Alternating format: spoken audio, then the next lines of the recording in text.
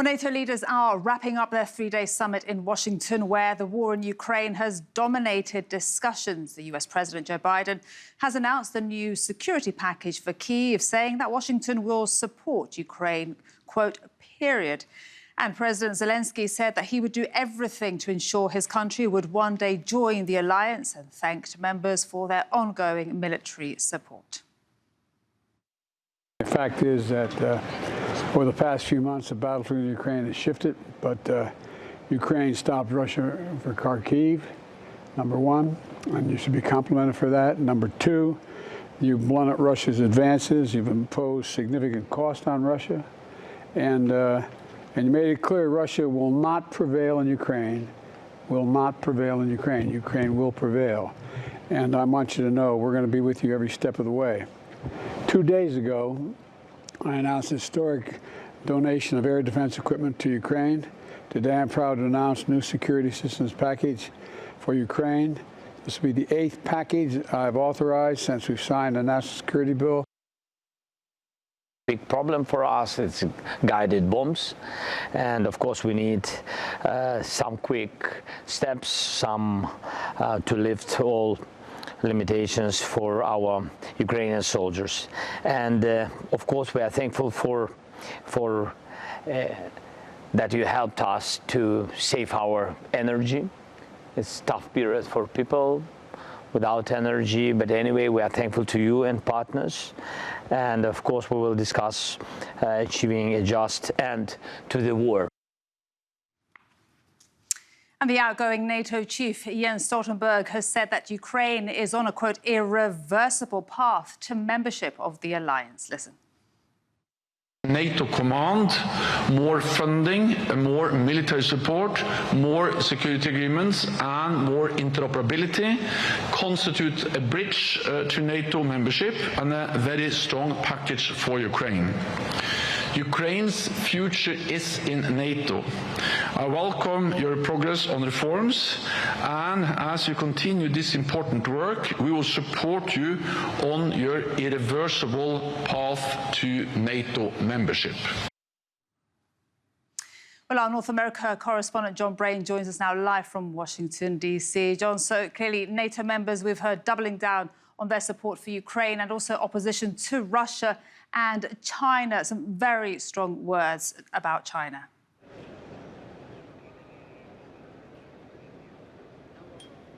Yes, absolutely. China has been described at this summit as an enabler of Russian aggression by helping Russia's industrial and military complex, by supplying commodities which have a so-called dual use. So they could be civilian items, but they can easily be switched into being put into bombs and weaponry and the such like.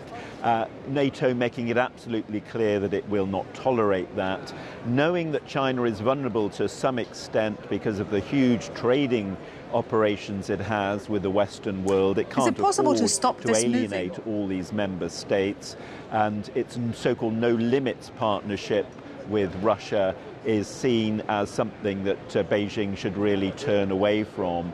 And of course it is a gamble for China. If Russia doesn't prevail in Ukraine, then it will have backed the wrong horse quite possibly. But certainly China's aim globally is to create these fissures within the Western alliance, to drag Russia and China and Iran into more of, and North Korea of course, into an opposing bloc.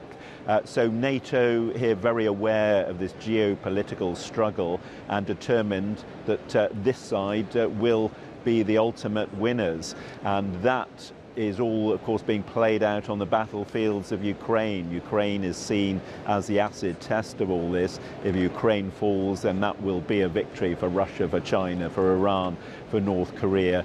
But the alliance believes if it can get Ukraine to a victory, then that will enhance democracies around the world. Joe Biden, the US president, always talks about this struggle between autocracies on one hand and democracies on the other. He believes the world is engaged in a sort of existential struggle.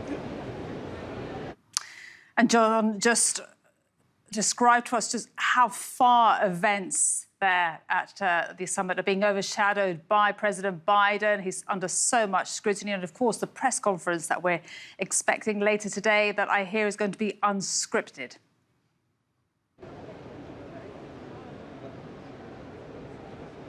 Yes, and that is a big gamble for Joe Biden. He's someone who, whenever he speaks, there's usually a teleprompter in front of him. When he does take questions, it's sort of in a very limited basis, perhaps as he's walking out of a press conference, out of a meeting with another leader, he'll sometimes answer a question. If he doesn't like the sound of it, he'll just ignore it. He's taken fewer press conferences than any president since Reagan. This is going to be a real test for him later on this evening, but he knows he has to do it. Ever since that debate, the questions have been raging about whether he's competent to stand another 4 years in the White House, and he needs to get out there and prove that he is. And one way, of course, is acting in an unscripted manner and reversing the damage that was caused by that horrendous debate in Atlanta a couple of weeks ago. And Don, as we wrap up this 75th NATO summit, what would you say have been the biggest successes, the biggest takeaways?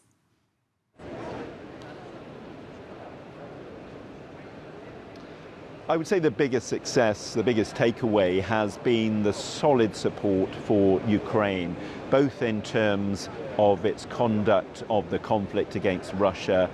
NATO has made it absolutely clear that it's going to stay with Ukraine right through to the end, and also that it's making it absolutely clear, in the words of Stoltenberg, Ukraine's future is in NATO. There is an absolute determination that Ukraine is on this path, this irreversible path, as it's been described, towards NATO membership. And that's not just for Ukraine's sake, it's not just to expand NATO, it's to send this message to Putin that his aggression has completely backfired. He claimed that he was going into Ukraine because it had aspirations to join NATO. At that time, there was no question of Ukraine joining. Now he's made it would appear, a long-term inevitability. Once, of course, that war ends. It won't happen while the war is continuing. John Brain, thank you so much. Our North America correspondent live there from the NATO summit as it wraps up. All right, let's stay on this. And the Turkish President Recep Tayyip Erdogan has met the French President Emmanuel Macron on the sidelines of the NATO summit. Now, the two leaders discussed bilateral, international and regional issues. For more on this, our correspondent Andrew Hopkins joins us now live from Washington, D.C. Andrew, just talk to us a bit more about President Erdogan's meeting with the UK's Prime Minister, Keir Starmer, their very first.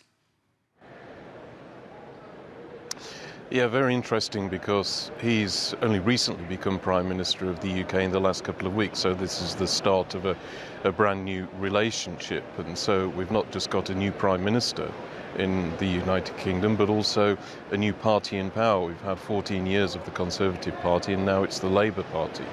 And it's going to be interesting, as I say, to see how this all works out. Keir Starmer, a former human rights lawyer, and the relationships between Turkey and the United Kingdom have been very strong in recent years, particularly since the UK left the European Union, the event that's become known as Brexit, because immediately after that the two sides set up a new trade deal which used most of the parts of the old the customs union which exists currently between Turkey and the EU, and already now they're talking about improving that. Negotiations are underway to bring about a brand new trade deal, bringing it more up to date.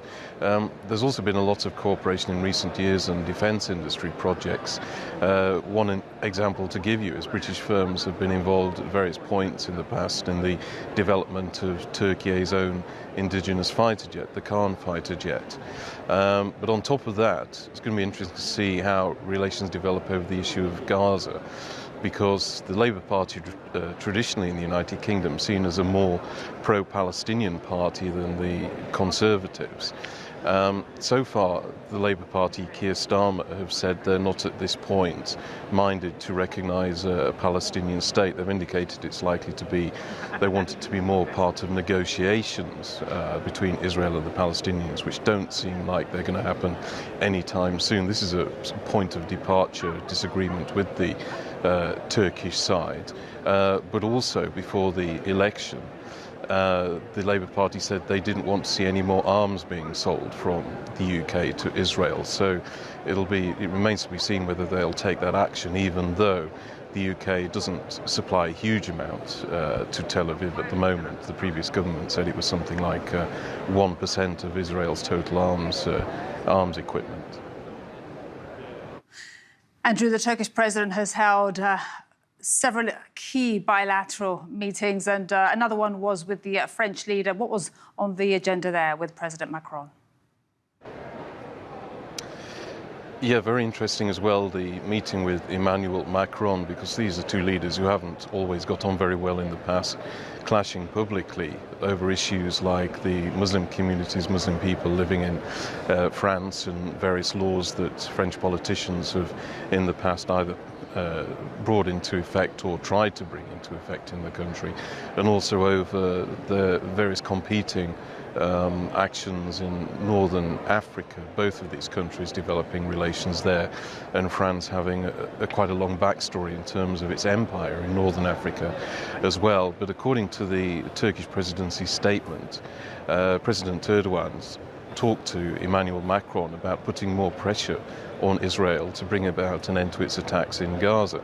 Now, this is part of the Turkish president's sort of policy, if you like, belief at the moment that countries like France, Germany, the leading powers in Europe, and also the US, which really does hold the trump card, I suppose you could say, in this particular instance, these are the countries that can put pressure on Israel, can bring influence to bear on them to bring an end to the fighting, because they are intricately involved in giving them support, supplying them weapons and such like, and it's clear that the Turkish president is doing that at the moment, not only with France but also with Germany, Olaf Scholz, the chancellor there, who we met with yesterday. Andrew, thank you so much. Andrew Hopkins, live there from the NATO summit in Washington, D.C. Well, President Erdogan has criticised the Biden administration over Gaza and its stance on the fight against terrorism. Speaking to Newsweek, the Turkish president strongly condemned Washington for its support of Israel. He also emphasised that as a NATO ally, the US administration's backing of the terror group YPG in Syria in the pretext of fighting Daesh continues to pose a national security threat to Turkey. Listen. The brutal murder of innocent people by Israel in hospitals where they go for treatment, in ambulances, in marketplaces, in centres where humanitarian aid is distributed, and in areas defined as safe, is the gravest violation of human rights. The US administration, however, disregards these violations and provides Israel with the utmost support. They do so at the expense of being complicit in these violations. Our region faces a greater risk of deeper conflicts and even war. We are a NATO country. The threat to our national security is a threat to all NATO countries, especially the US. In fact, this is the situation as evidenced by the agreements that were responsible for the establishment and continued existence of NATO. However, the support given by the US and some of our other allies to the terrorist organizations PKK, PYD, YPG, and FETÖ terror organization that threatens our security does not comply with these principles of NATO. In Iraq and Syria, there are terrorists, not Kurdish rebels with Daesh. They do not represent any ethnic or religious group. Both terrorist organizations directly represent terrorism and its heinous aims. We have no problem with the Kurdish population, neither in Syria nor in Iraq. We have a problem with terrorists, and we are close to solving it by neutralizing terrorists. Well, Mehmet Çelik is a political analyst and editorial coordinator at the Daily Sabah. He joins us now live from Kars in Turkey to discuss this further. Welcome to the programme. Now, we know that this is not the first time that President Erdogan has criticised the US administration on this issue. Well, Mr. Erdogan is indeed one of the loudest voices when it comes to criticizing Biden administration, particularly on the issue of support to terrorist organization in the Middle East, but also supporting the Netanyahu administration in its atrocities against the Palestinian civilians. Of course, Mr. Erdogan is very loud, but this is not something that, in my opinion, it is something that Mr. Erdogan is the only one that should be talking about. This is something that U.S. taxpayer money is supporting the Israeli administration at the moment to literally go ahead and kill Palestinian civilians in genocidal acts. So this is something that, yes, Mr. Erdogan is very actively standing against. But the two issues, support for Israel and support for terrorist organizations in the Middle East, and as well as the FETÖ organization, which has targeted Turkish sovereignty on July 15th coup attempt. These are the two main issues that at the moment there's discrepancies in positions between Ankara and Washington. Overcoming these issues is not easy. It will not be easy because the U.S. is, one of the existential reasons for Israel and that relationship with the U.S. is the support that Washington provides to Tel Aviv. So if that relationship, if that support is not there, the Tel Aviv administration, there's no way they can stand against the international community's pressure. But unfortunately, the U.S. support with such powerful support, minimizes that effect of international community. When it comes to the Middle East and particularly Syria and the support to YPG, this is something that, Turkey sees this as a betrayal as part of the NATO alliance. Turkey is the second largest armed military in the NATO, one of the most contributors to NATO power in terms of security. But on the other hand, one of the strongest allies of Turkey in the NATO goes ahead and supports a terrorist group that targets Turkey directly. So these two issues are very, very strong discrepancies in terms of positions that will continue to affect this relationship between not only Mr. Erdogan and Mr. Biden, but in the long term, it is going to be a roadblock to, bring that relationship to a strategic level between Ankara and Washington. Unfortunately, these issues are arising from seeing terrorism, for example, from different perspectives. On the one hand, there is a terrorist group that targets not only the Turks in Turkey, but it is also a terrorist group that attacks other minorities, including Turks, including Kurds in northern Syria. So there's that, insults against the Kurds to where the Washington position says that they are supporting the Kurds, where actually they are supporting a terrorist organization that that targets many peoples in the region, including the Kurds themselves. Mehmet, just remind us what are Turkey's national security concerns, especially along that border. Well, Turkey has two states that are very problematic along its southern border, Syria and Iraq. Along its border with both states, as well as Iran, there is the establishment of a terrorist group for the past 4 decades that directly threatens Turkey's sovereignty and its citizens. In addition to Daesh terrorist group, which Turkey effectively actually combated against in the field, and it was part of the forces that eliminated the Daesh from the region. Now there is this, the security threat in the region when it comes to Syria and northern Iraq. Turkey has also launched operations to push back both in Syria and northern Iraq against the PKK terrorist group. But there is the attempts by the Western allies of Turkey, be it European countries or the United States, to legitimize this terrorist group that actually creates instability, both in northern Iraq and also northern Syria, not only against Turkey, but also against regional states altogether. It's not the PKK terrorist problem in Turkey's southern region is not an issue where only it is creating a problem for one country, but it's actually it has the attempt to establish an autonomous region in northern Iraq. It has the attempt to establish a political legitimacy in northern Syria, and this is all being done by the support, political support and military support of the United States and also some of the European countries.